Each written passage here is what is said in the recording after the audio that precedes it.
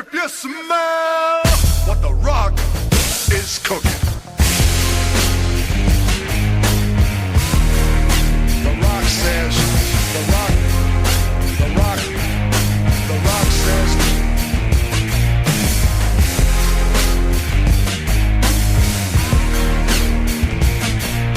The Rock says, The Rock.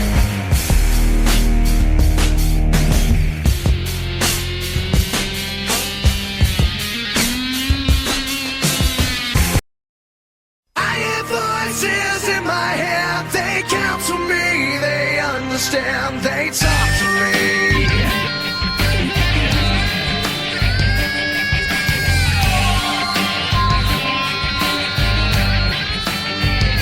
You got your rules and your religion, all designed to keep you safe. But when rules start getting broken, you start questioning your faith. I have a voice that is my savior, hates to love and loves to hate. I have a voice that has the knowledge and the power to your fate. I hear voices crying, I see heroes dying, I taste blood that's trying, I feel tension rising. I hear voices in WarGames of WarGames. WarGames! WarGames!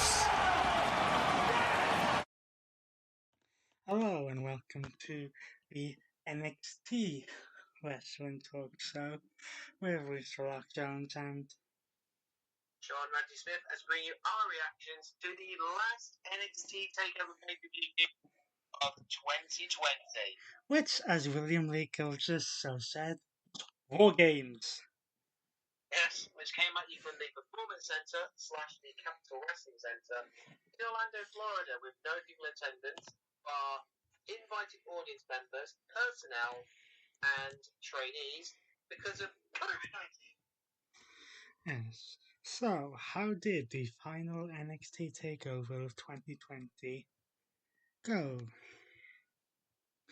Well, we had five matches on the card. The first off was a WarGames match. First of all, it was for the women. Now, before we did wonder how they were going to do WarGames, because the WarGames structure is set up with 2 rings and a cage hanging above it. So what they did this time was they set up 2 rings, raised the entrance ramp and sort of lessened it.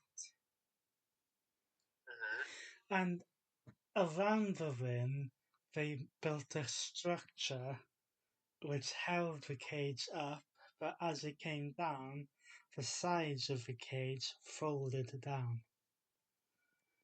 Very clever. Very, very clever. Well, yes, the show opened up with the Women's WarGames match, which was Team Shotzi of Shotzi Blackheart, Ember Moon, Rhea Ripley, and the NXT Women's Champion Io Shirai taking on Team Candice of Team Captain Candice LeRae, the Poison Pixie, teaming up with Dakota Kai and Raquel Gonzalez, and the newly turned heel Toni Storm. Bear with us here because there's a lot to get into. Yes, about 35 minutes worth.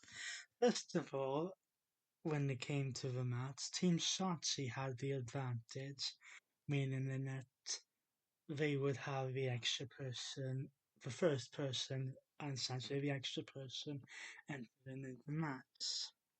The match started off with Dakota Kai starting for Team Candice and Ember Moon starting for Team Blackheart. And immediately things got interesting. After the first 5 minutes of the match,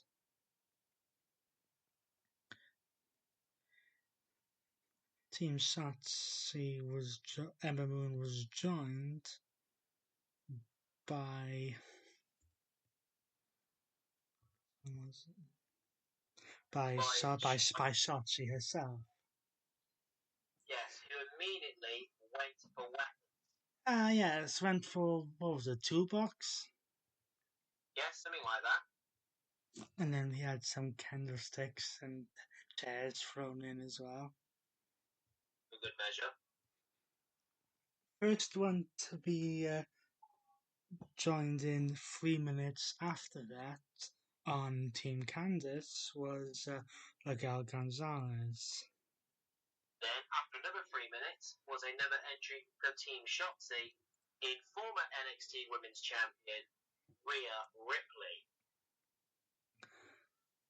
Team Candice was then joined by Toni Storm. And then Team Shotzi had NXT Women's Champion Io Shirai with a bit of a crazy move. Yes, this is where things got a little bit interesting because Miguel Gonzalez fought Io Shirai and managed to stop Io Shirai from entering the ring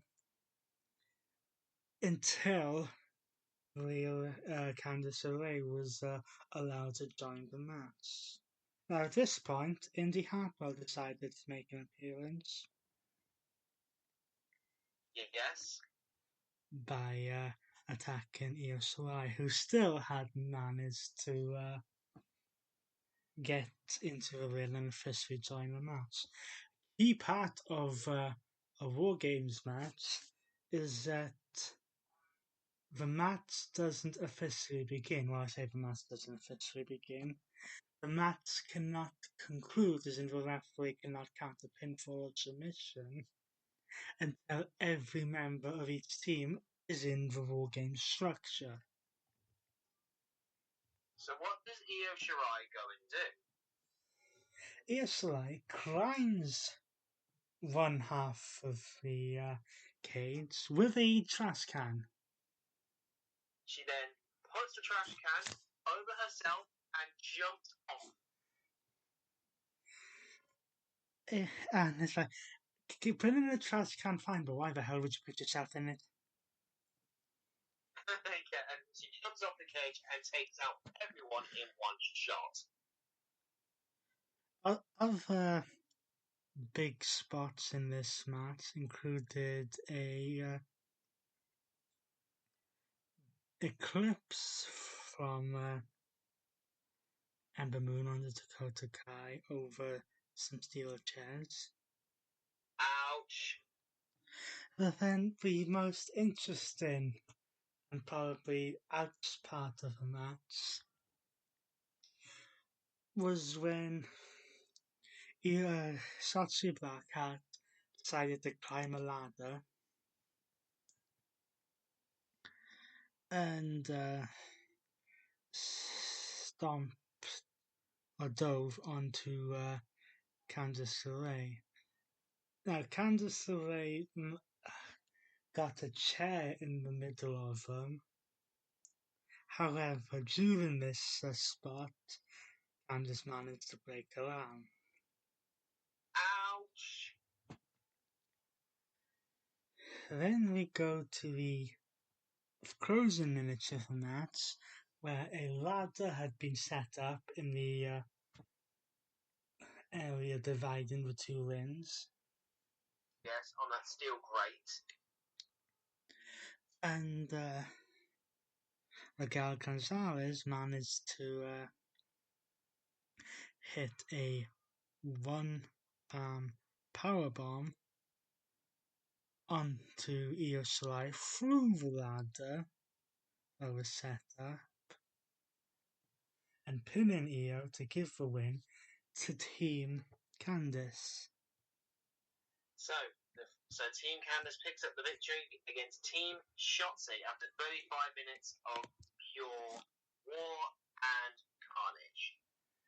And in a similar way as they did with Rhea Ripley in last year's WarGames match, this match was really a showcase over Raquel Gonzalez, and the chances are she's probably next in line to face Io Shirai for the NXT Women's Championship. Yes. So now we move on to our next match, which was in a rivalry that has not long been brewing Yes, between Tamaki Ciampa and Timothy Thatcher. Timothy Thatcher bears a slight resemblance to a former WWE star who must not be named. We're not going to mention his name, murderer. And this was a hard hitting back and forth match. Oh, it was, because most superstars have a similar sort of style. Timothy Thatcher got busted open in his knee, in his Right here. right ear. I think it was the knee to the ear or something. Something like that. Yes. But in the end, Then Ciampa decided to keep targeting the leg of Thatcher. But after a while, it was in towards the closing minutes. It was almost like Tommaso Ciampa stole a move from Randy Orton. yes, in a DDT that he calls Willow's Bell. It's very similar to the DDT from the middle rope, giving Tommaso Ciampa the victory in this match. And now we go on a rivalry which has been brewing since NXT Halloween Havoc. Yes, for the past couple of weeks, months or so, Daniel Grimes has been doing what he can to run away from Dexter Lumis. But not this time. Because the running stops in a strap match. Yes, we have not had a strap match, as we said in our pre-show, since this year's Royal Rumble. However, Karrion Grimes did decide to attempt to gain an advantage because he attacked Dexter Lumis with the strap before they were actually strapped together, because the match cannot start officially until until both men are strapped to each other. Pretty much. They would go out to the announce table. They would brawl over the ringside area. They would at least choke each other with a strap. Yep. But whilst there was a bit of offense from Cameron Grimes, ultimately, after nearly 13 minutes of action, Dexter Lumis said enough of this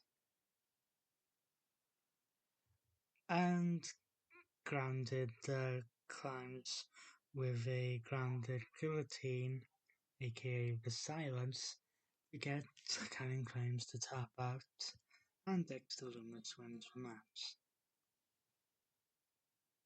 Yes. We move on to our first and only championship match of the night, as the North American Championship was put on the line as Leon Ruff defended his championship against Johnny Gargano and Damian Priest. Johnny Gargano won the championship from Damian Priest at Halloween Havoc. And then fell victim to something we like to call the curse. Curse of the Garganos. Because 2 weeks later, on an episode of NXT, with a little bit of help from Damian Priest, Johnny Gargano lost the title to Leon Ruff.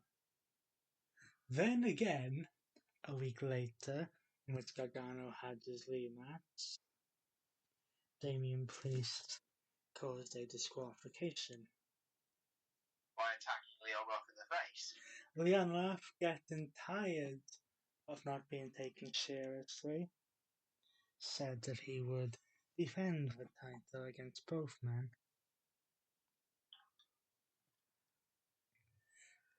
That match. And he did. This match, as you would expect, had some pretty mega triple threat spots, as you would normally expect. About 17 minutes. Yes, we had.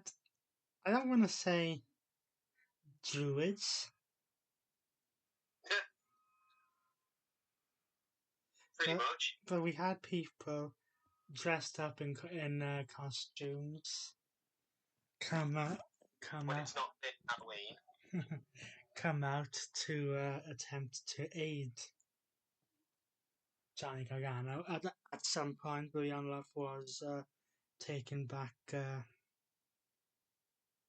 stage. Yes. But at one point, Damien Priest was even taken out by a Ghostface person with a steel pipe. Yes, and then we had in the conclusion, Leon Ruff hit a frog splash for a near fall on Johnny Gargano, but Priest managed to get back into the ring to stop him. Yep.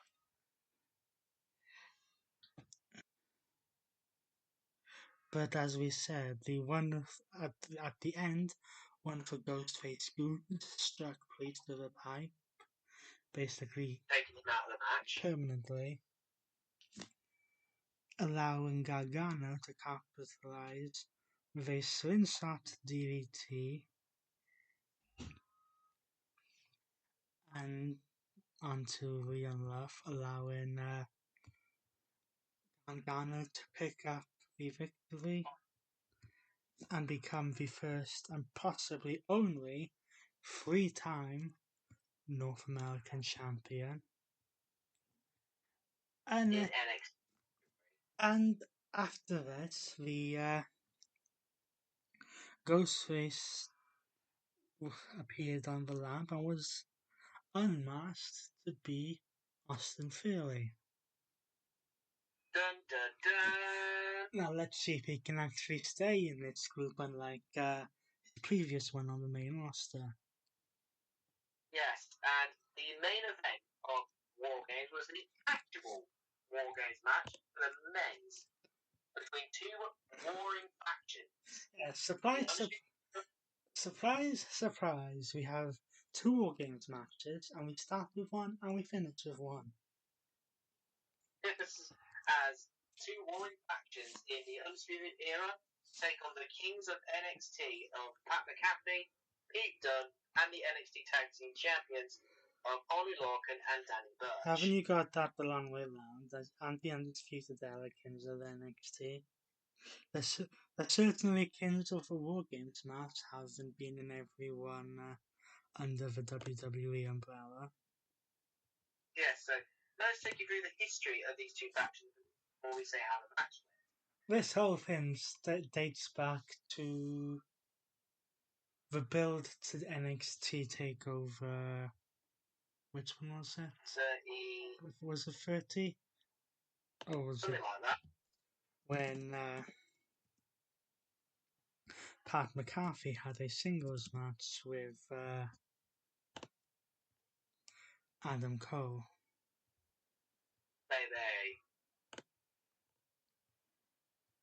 That had, that was an impressive performance by McAfee, but he did come up on the losing end. You would have thought he would have learned his lesson to stay away from the Undisputed Era, but no. At NXT TakeOver 31, just after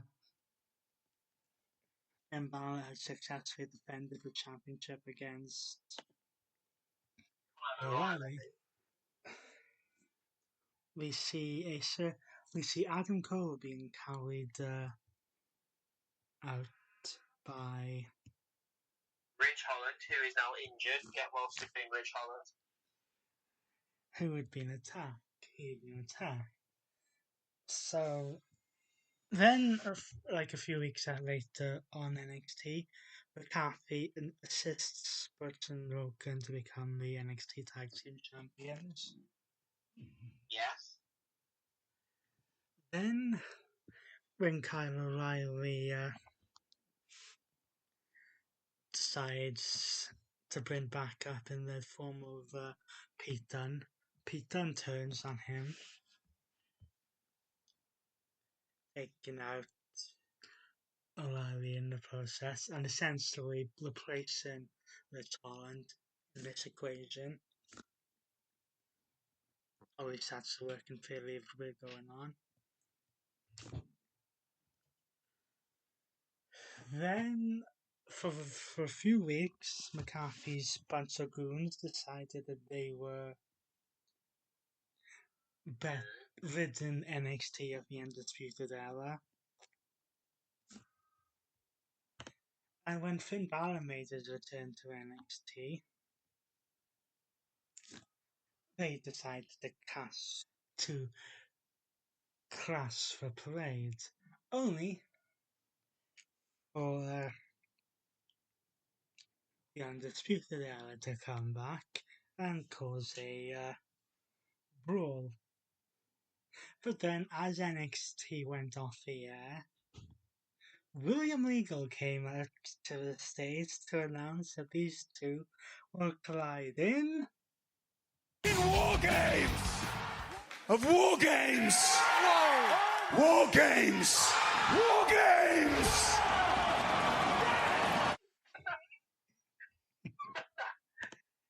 So let's talk you through how it all went. So, in this team, McCarthy has the advantage.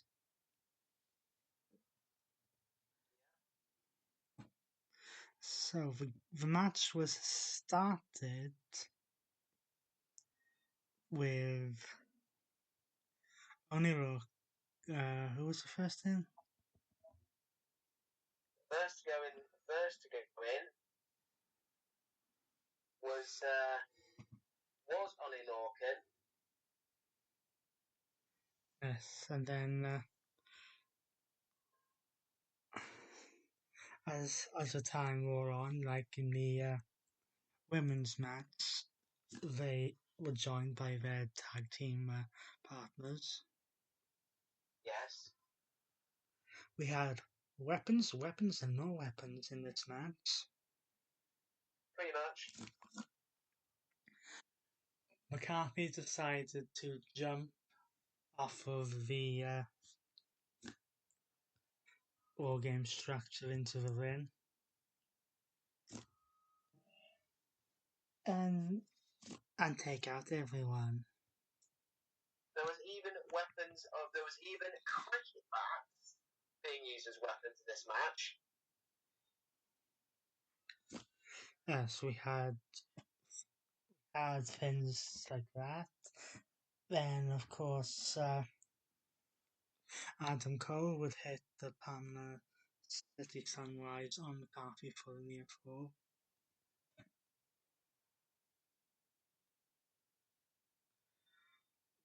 But at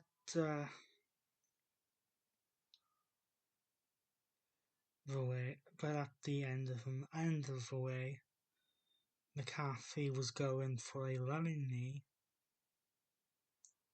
only to be counted into the last shot.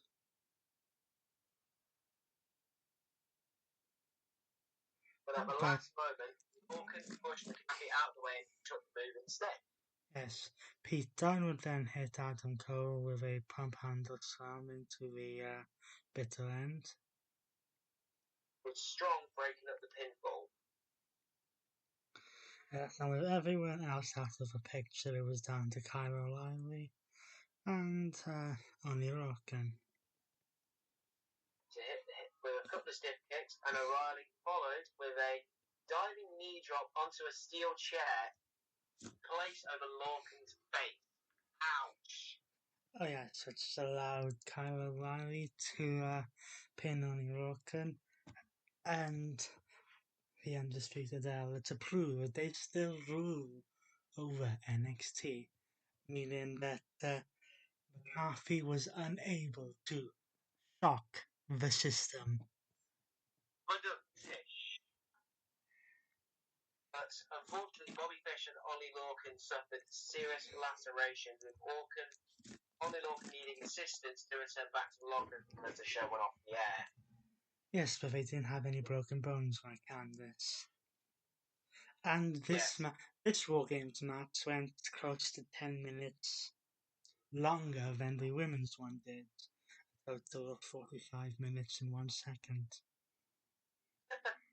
So let us run you through the match card one more time. In the For women, the final NXT WarGames of the year.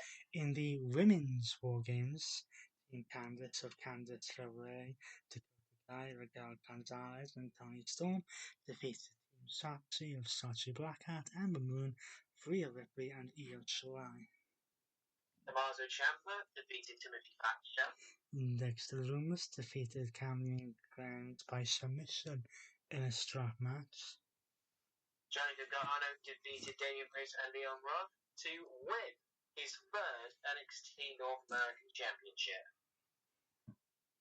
And the Undisputed Era, rather like Sasha Banks at Hell in a Cell when it comes to the women, proved why they are the kings of WarGames as they defeated Team McCarthy in Pat McCarthy, Pete Dunne, and the tag team champions of Danny Burch and Only Lorcan. So that is the last NXT TakeOver pay-per-view of the year, but not when we go into the new year, however. Yes, the January 6th episode of NXT, which will be the first NXT episode of 2021, will be entitled NXT New Year's Evil. So we may do a show for that, we may not do, but it depends. And the chances are they will probably attach a takeover to Royal Rumble weekend as well. Yeah, so stay tuned for that. So, until then, he's been Lisa Rock Jones, and he's been Sean Randy Smith. So, we'll see you for another NXT pay-per-view in 2021. and we hope you enjoy